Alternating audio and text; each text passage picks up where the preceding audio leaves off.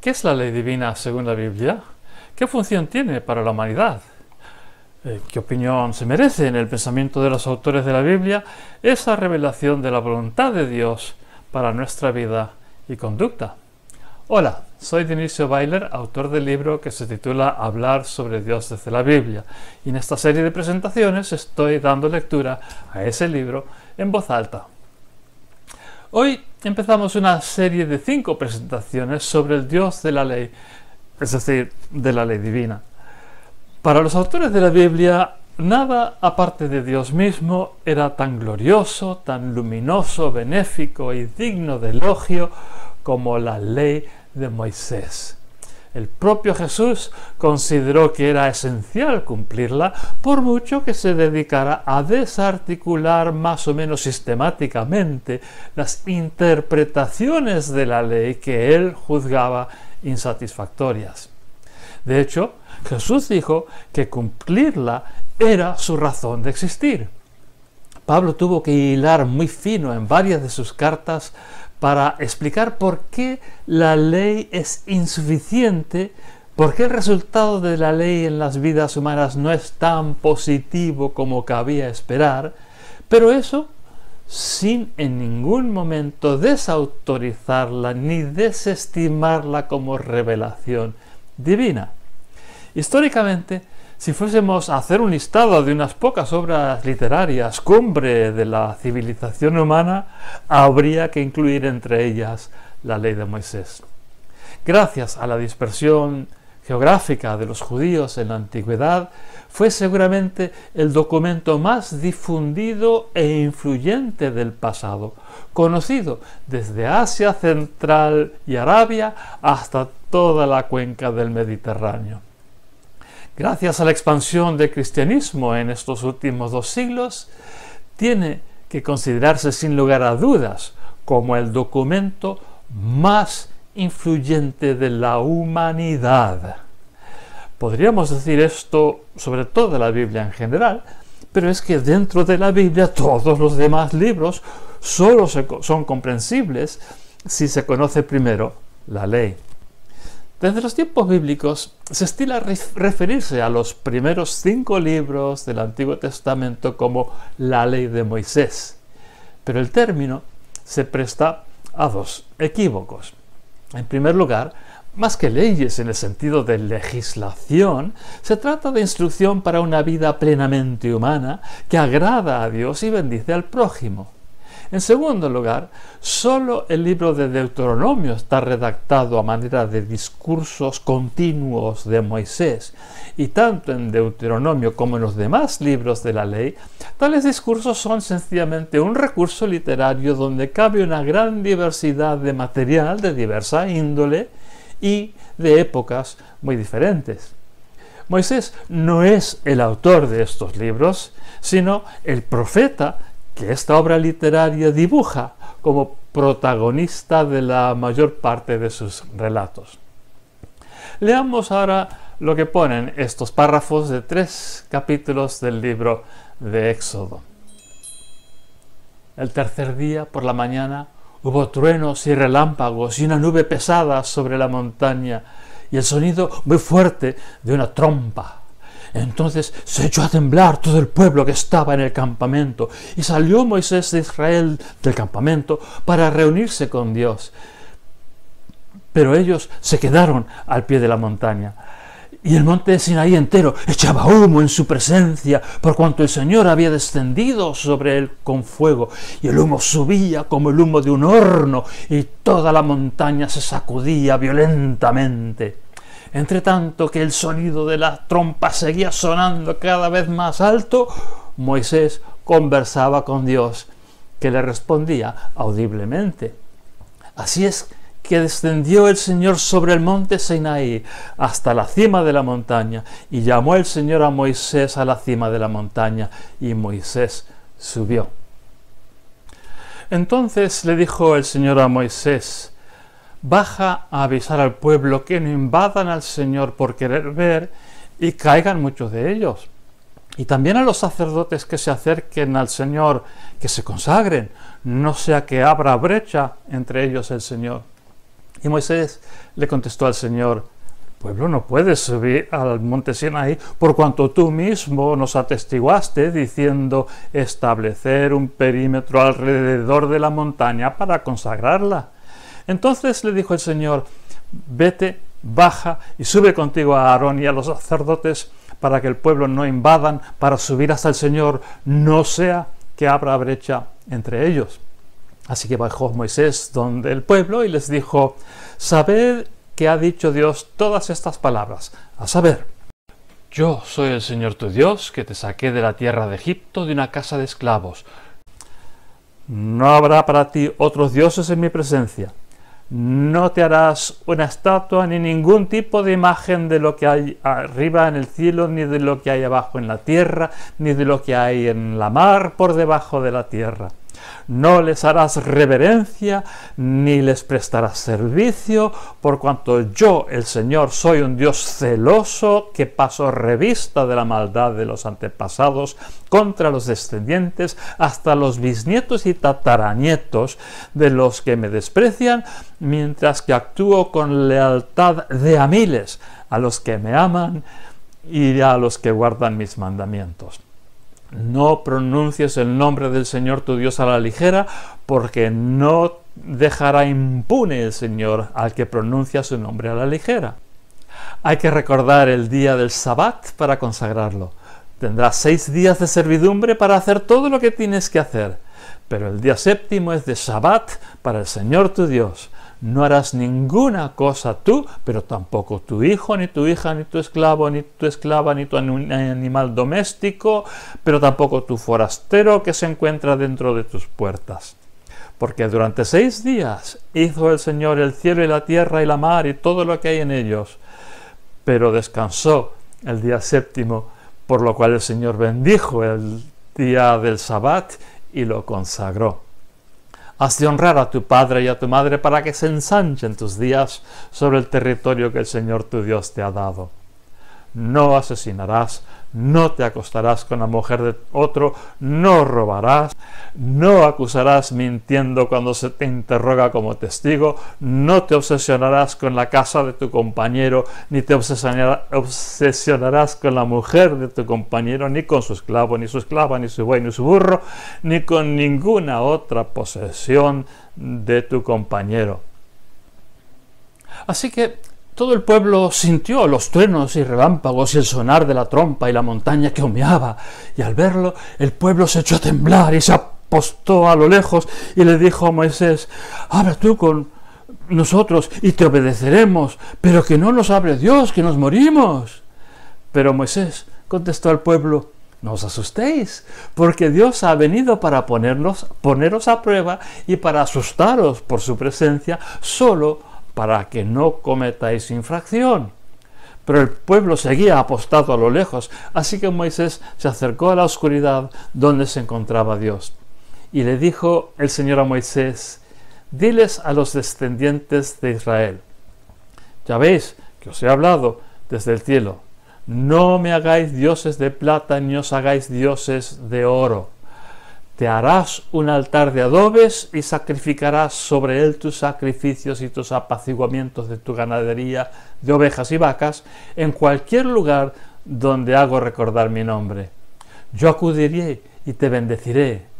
Pero si me haces un altar con piedras, no lo construyas con sillares, porque rebajarlas con herramientas las profana. No subas por escalones a mi altar, no sea que se te vean las partes desnudas desde abajo. Estas son entonces las sentencias que les expondrás. Para el caso cuando se compra un esclavo hebreo, 6 años te servirá, pero el 7º año se marchará libre gratis. Si llegó con su propio cuerpo, se marchará con su propio cuerpo. Si llegó casado, se marcharán él y su esposa con él. Si su amo le puso una mujer y éste le tuvo hijos e hijas, la mujer y los niños siguen siendo del amo y él se marchará con su propio cuerpo. Pero si el esclavo insiste: quiero a mi amo y a mi mujer y a mis hijos, no me marcho libre, entonces lo traerá su amo ante Dios y lo traerá a la puerta o al marco de la puerta. Entonces su amo le atravesará la oreja con un punzón y será su esclavo para siempre. Para el caso, cuando un hombre vende una hija a esclavitud, no se marchará como se marchan los esclavos. Si no es del agrado de su amo y él no se la quiere quedar, será rescatada.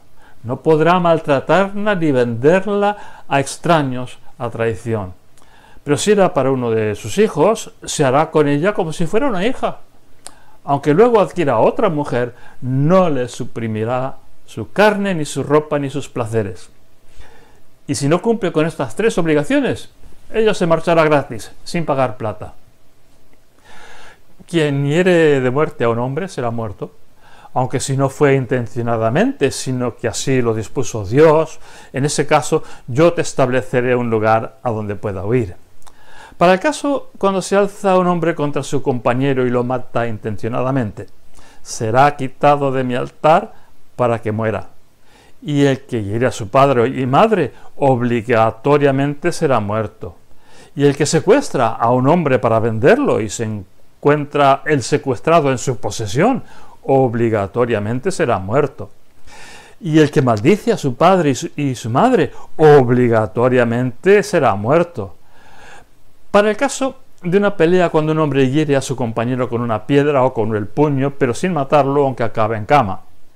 Si se levanta y es capaz de andar por ahí con muletas, quedará libre de culpa el que le hirió, salvo que tiene que mantenerlo todo el tiempo que queda inhabilitado y costear su tratamiento.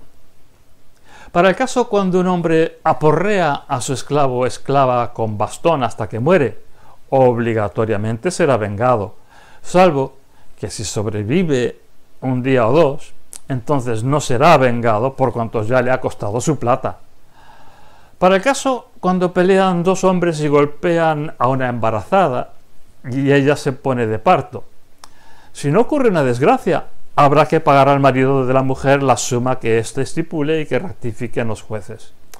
Pero si ocurre una desgracia, habrá que pagar vida por vida, ojo por ojo, diente por diente, brazo por brazo, pierna por pierna, quemadura por quemadura, herida por herida, brecha por brecha. Para el caso, cuando un amo le provoca al esclavo o a la esclava la pérdida de un ojo, dejará que se marche libre a cambio de su ojo. Y si se le cae al esclavo o a la esclava un diente, dejará que se marche libre a cambio de su diente.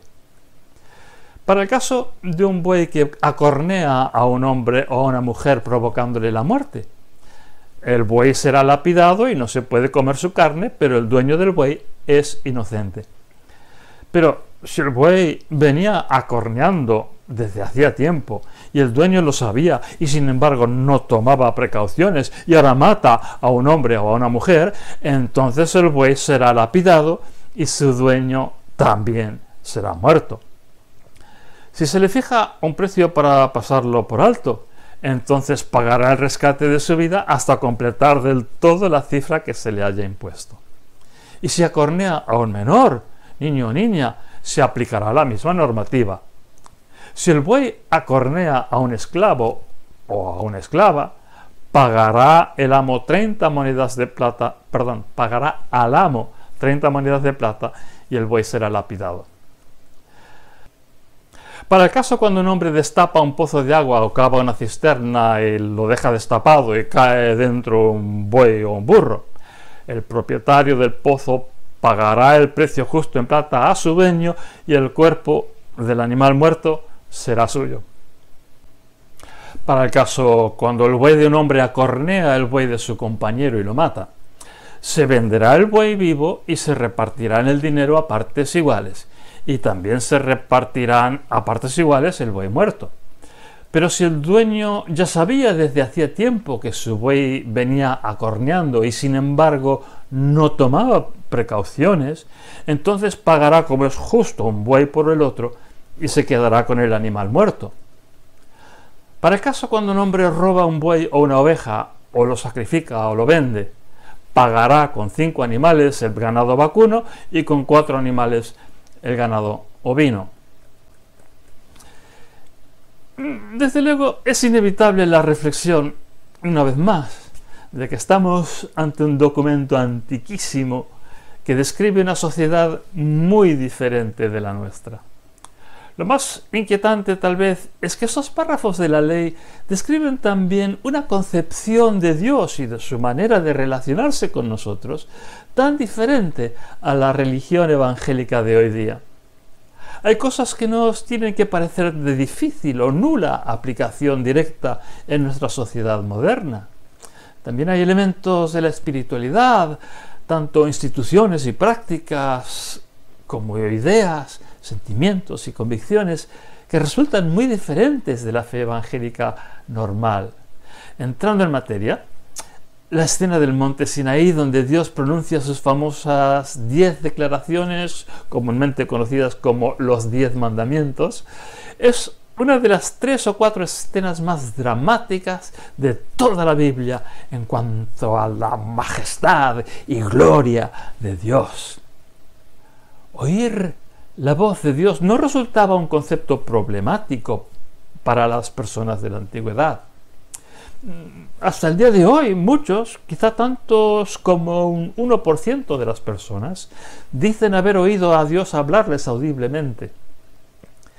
Quien no lo ha vivido, quizá prefiera desmerecer la experiencia como síntoma de cierta inestabilidad mental, pero ahí queda el dato. Sin embargo, ver a Dios sí que resultaba profundamente problemático. Bien, es cierto que hay tradiciones bíblicas de que Dios hablara con Israel cara a cara, y especialmente con Moisés. Sin embargo, es más típica del Antiguo Testamento la convicción de que ver a Dios hubiera conllevado la muerte. En Éxodo 33 pone que Moisés hablaba con Dios cara a cara como cuando hablan un hombre y su amigo más íntimo. De inmediato, a pesar de lo dicho, cuenta que Moisés rogó verle la cara a Dios. Y entonces se le concede el privilegio incomparable de verle las espaldas, pero nunca la cara. Avanzando unos siglos al tiempo del Nuevo Testamento, la teoría vigente sobre el fenómeno de la visión era muy distinta a la nuestra. Nosotros entendemos que los objetos reflejan la luz de una fuente, del sol, por ejemplo, y que los fotones reflejados por la superficie del objeto llegan hasta la retina de nuestros ojos y allí generan una señal que el nervio óptico transmite al cerebro.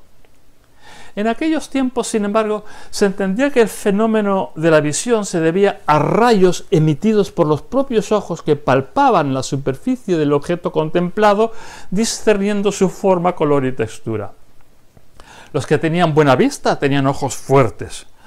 Sus rayos penetraban hasta más lejos y con mayor claridad y exactitud. Los ojos débiles, en cambio, emitían rayos poco intensos, una condición que con el tiempo podía derivar en ceguera. También había quienes tenían ojos malos, fuente del infame mal de ojo. Eran ojos que en el acto de palpar a las personas para verlas les transmitían alguna dolencia o maldad.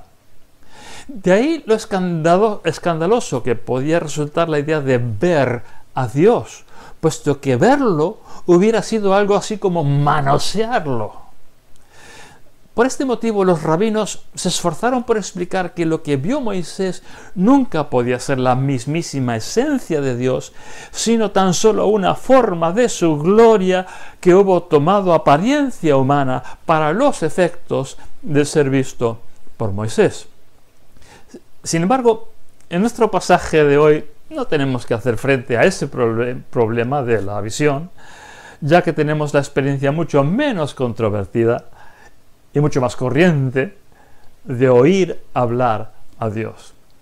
Dios habló a su pueblo. Puesto que Dios habló, las palabras que pronunció deben interesarnos e importarnos. Tenemos que situarnos en la intensidad del pavor que nos sobrecogería si algún día estuviéramos en una escena como esta. Una montaña que a todas luces no es un volcán, comportándose como si lo fuera, echando humo y sacudiendo el suelo con terremotos continuos. Un cielo despejado, pero chisporroteando rayos y truenos. un ruido como de una bocina que se te mete dentro de la cabeza y suena cada vez más alto, más insistente, más urgente. Y por encima de todo ello las voces de Moisés y un alguien invisible que le contesta y que nos está hablando. Cosas más o menos así de delirantes nos sirven los efectos especiales de cine y televisión casi todos los días, donde podemos contemplar el rostro de los protagonistas y ver en ellos un miedo que hiela la sangre. Salvo que en la butaca del cine nos reconforta siempre el saber que aquello no es verdad, que todo es ilusionismo y prestidigitación cinematográfica. Nunca alcanzaremos a comprender el resto de la Biblia, sin embargo, si no nos ponemos en situación, cueste lo que nos cueste en esfuerzo de imaginación, con las generaciones de los que en la antigüedad oyeron recitar esta escena que acabamos de leer, pensando que todo resultaba perfectamente verosímil y comprensible.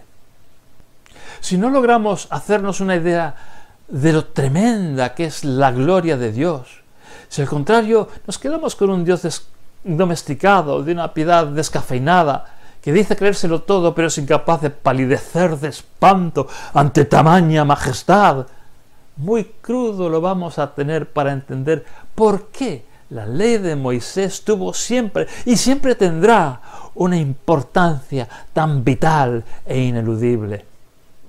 Muchos nos va a costar comprender por qué Jesús mismo consideró que cumplirla era la primerísima prioridad de todo ser humano. Pasemos ahora a hacer algunos comentarios sobre los contenidos particulares de estas disposiciones de la ley que hemos leído hoy. Quizá lo más chocante, visto lo visto en cuanto a la forma tan apabullantemente sobrenatural de la presentación de la ley, es lo banal, mundanal y cotidiana que resulta en sus particulares. Es cierto que especialmente en el libro de Levítico hay multitud de disposiciones de tipo religioso, estipulando las formas y circunstancias de los ritos para el sacrificio de animales y diversas festividades y romerías.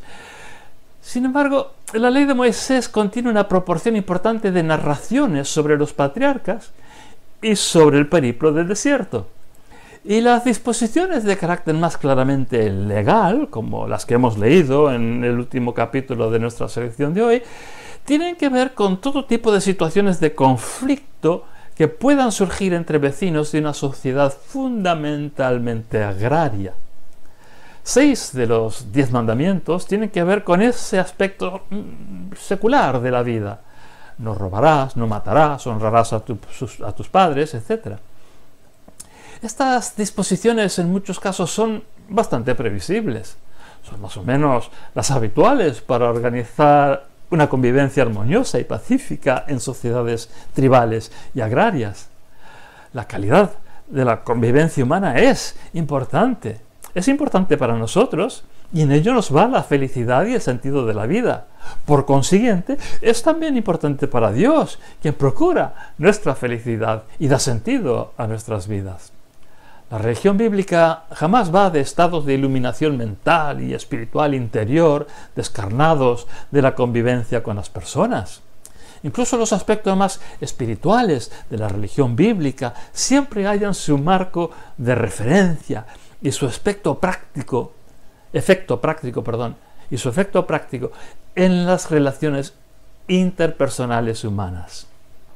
Esto no significa que la ley de Moisés sea fundamentalmente profana, sino que la convivencia humana en relación con el prójimo es esencialmente sagrada.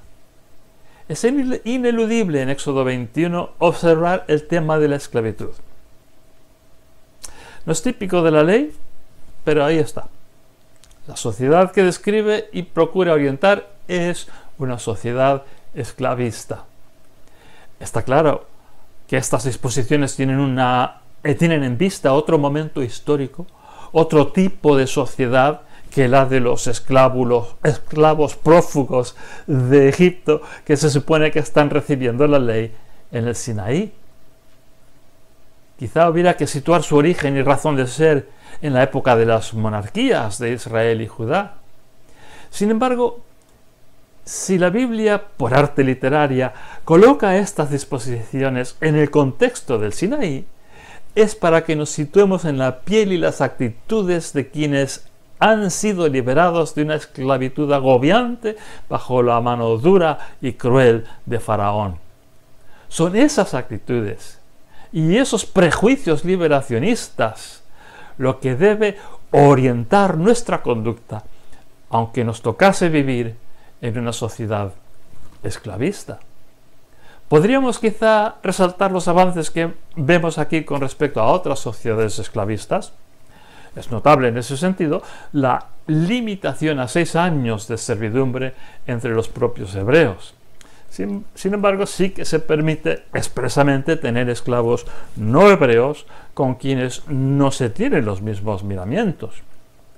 Sabemos que en tiempos del Nuevo Testamento la nobleza judía y otras familias judías de alto nivel económico fueron más o menos igual de esclavistas que las familias de ese rango en todo el Imperio Romano. Un panorama que reprodujeron también las sociedades cristianas hasta el siglo XIX. Sin ir más lejos, hay que pensar en la explotación salvaje de los naturales del Caribe y del continente americano a manos de los españoles a partir del siglo XVI. Españoles que presumían de cristianos, por supuesto. A pesar de ello, es cierto que la disposición en otro lugar de la ley que prohibía la devolución de esclavos fugados a sus amos resulta especialmente interesante. Si en efecto se hubiera seguido esa regla, la esclavitud, incluso de extranjeros, hubiera sido siempre esencialmente voluntaria en Israel. Razón de sobra para dudar de que jamás se haya obedecido. Casi todas las sociedades esclavistas tienen una disposición, por otra parte, como la de Éxodo 21, versículo 16. La propia existencia de la esclavitud agudiza el temor a que una persona bien nacida acabe atrapada en las redes de la trata. No se debe ignorar, sin embargo, que el secuestro de personas libres siempre ha sido una de las formas más habituales de hacerse con esclavos, y que generalmente se ha hecho vista gorda al fenómeno con tal de que las personas esclavizadas fuesen de otra etnia o procediesen de muy lejos de donde se ponían a la venta. Descubrimos así que echa la ley, echa la trampa. Tal vez la limitación más importante de la ley es que su propia concepción como ley lleva a buscar eludir sus efectos más radicales, aunque respetando escrupulosamente la letra. Sobre esto tendría a la postre mucho que decir Jesús. Nuestra lectura también nos propone la situación que surgiría si un hebreo prefiriese la esclavitud a perpetuidad antes que la libertad. Por repugnante que nos parezca la sumisión absoluta a los caprichos arbitrarios de otra persona, con el riesgo siempre presente de azotainas y abusos sexuales, es posible imaginar suertes peores. Siempre ha habido quienes prefieren vivir, aunque como esclavos, antes que morir. A fin de cuentas, es contraproducente para el amo la inanición y muerte prematura de sus esclavos, puesto que en ellos tiene una fuerte inversión económica.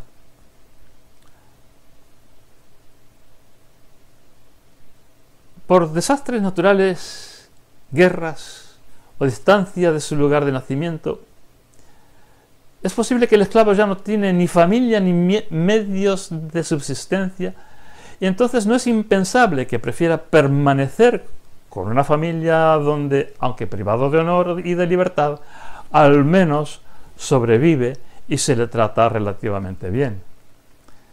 Viviendo nosotros en una sociedad moderna y próspera como la española, la del siglo XXI, donde el Estado se ha hecho cargo de muchas de las necesidades y derechos que antes solo podía garantizar una familia más o menos bien situada, nos cuesta imaginar una situación así.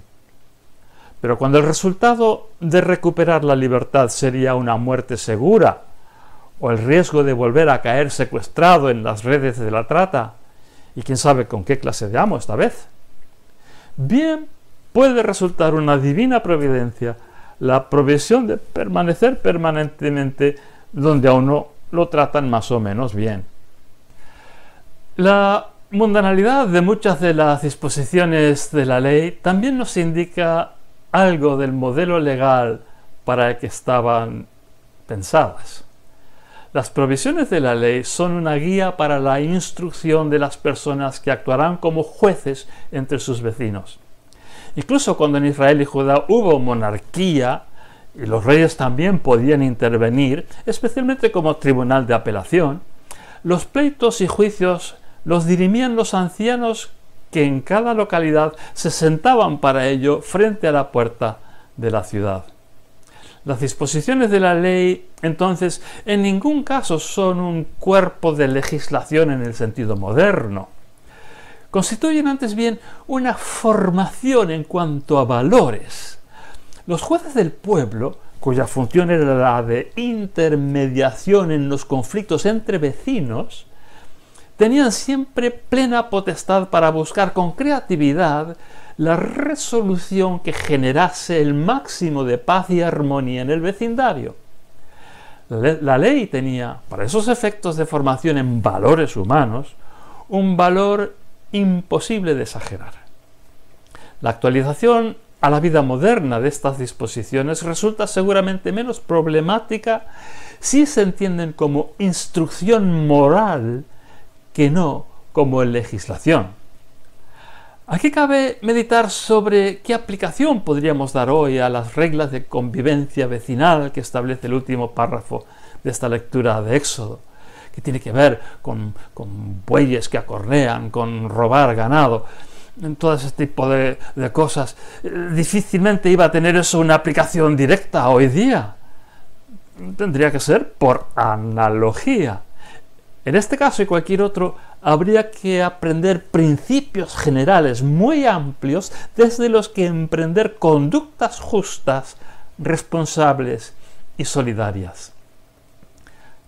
Hasta aquí entonces nuestras reflexiones iniciales sobre la ley en la Biblia, según hemos aprendido de su planteamiento inicial aquí en el libro de Éxodo.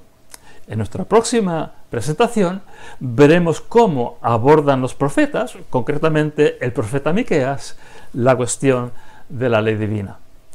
Hasta pronto.